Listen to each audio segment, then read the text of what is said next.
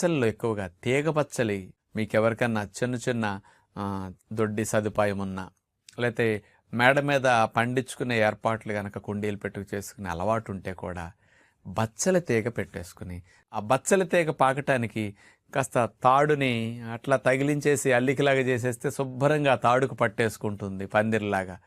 దానికి బచ్చల తీగ శుభ్రంగా పాకుతుంది. లేదంటే అంత చిన్న చెట్టు కొమ్మ పీకి అట్లా పెడితే దాని నిండా పాకేస్తుంది అనమాట. మరి ఈ బచ్చలి కాడలతో వండుకోగలిగితే చాలా బాగుంటుంది. దీనికి కాంబినేషన్ కందదుంప చాలా చోట్ల వాడుతుంటారు. ఇది ఫేమస్. కంద బచ్చలి కాంబినేషన్లో అందులో కొంచెం శనగపప్పు నానబట్టి వేసి అందులో కాస్త ఉడికేటప్పుడు బెల్లం వేస్తారు. మన పద్ధతిలో తేనె కానీ ఖర్జూరం కానీ వేయచ్చు. ఇంకా బాగుండాలంటే చెరుకు పానకం వేయండి. ఆ చెరుకు పానకం ఇంత వేసి కనుక బచ్చలి కూరలో కనుక వాడితే అద్భుతమైన టేస్ట్ వస్తుంది. అసలు ఉప్పు లేనట్టు 1%